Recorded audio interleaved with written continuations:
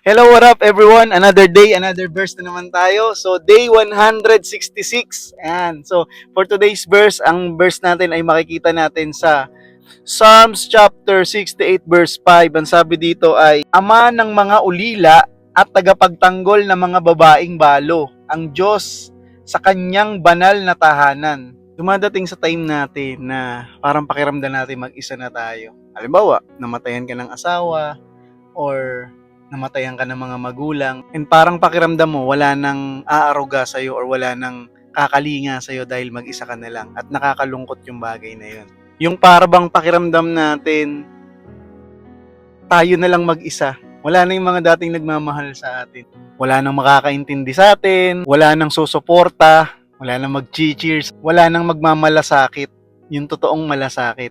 Pero dito sa verse na to, nire-remind tayo na ang Diyos daw ay ama ng mga ulila, di ba? Kung nawalan man tayo ng mga magulang, meron pa tayong ama, and that is our Lord.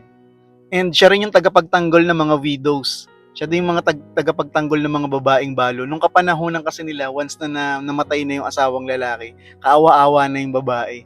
Wala nang susuporta, wala nang magmamahal, and wala nang ibang kakalinga sa kanya. Makikita natin dito na ang Diyos ay meron talagang compassion sa bawat mga tao na to.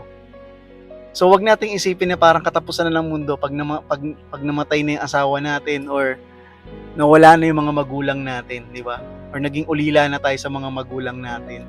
Dahil meron pang laging Diyos na magmamahal sa atin. Hindi niya pinapabayaan yung mga sugatan, yung mga nalulungkot, or mga nawawala ng pag-asa. At lagi nating tatandaan na ang Diyos ay malapit ang puso sa mga taong nangangailangan. Kapag nararamdaman natin na parang kulang tayo sa pagmamahal, sa pagkalinga, or sa parang nagbibigay sa atin ng directions, lagi nating tatandaan na meron lagi tayong Diyos na tinatawag nating Ama, na patuloy na magmamahal sa atin, patuloy na mag-aalaga, at patuloy na yayakap at magbibigay sa atin ng comfort at seguridad.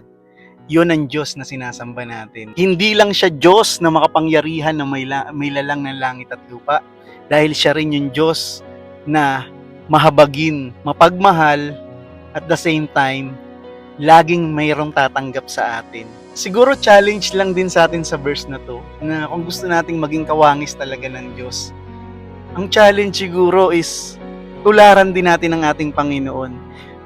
Magkaroon din tayo ng malasakit sa mga taong wala ng asawa, sa mga balo, sa mga widow, sa mga ulila na, yung mga wala na ring magulang. Magmahal tayo kagaya ng pagmamahal ng Diyos. Kung kiniklaim natin na tagusunod tayo ng ating Panginoon, dapat kung paano yung puso niya sa mga taong to, ganun din tayo.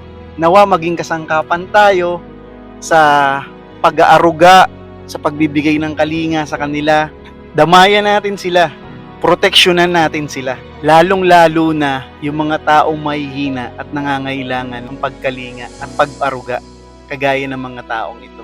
And kung ikaw yung meron pa mga mahal sa buhay, magpasalamat ka sa Diyos dahil nararamdaman mo yung mga bagay na hindi na nila nararamdaman.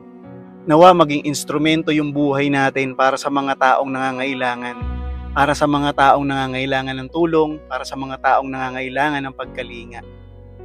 Huwag lang tayong maging kampante na porke okay na yung buhay natin, lagi nating iisipin na maraming nangangailangan ng tulong pa sa paligid. Maging instrumento tayo para maramdaman din nila yung presensya ng Diyos, na hindi sila pinabayaan at hindi sila iiwan ng Panginoon dahil sa bawat buhay natin. So mga kapatid, nawa ay ma-extend natin yung pag-ibig na nararamdaman natin sa Panginoon sa mga taong ito. So God bless everyone, and nawa ay patuloy pa nating palaganapin ang salita ng Panginoon dito sa mundo, at palaganapin din natin ang pagmamahal ng Diyos. Amen.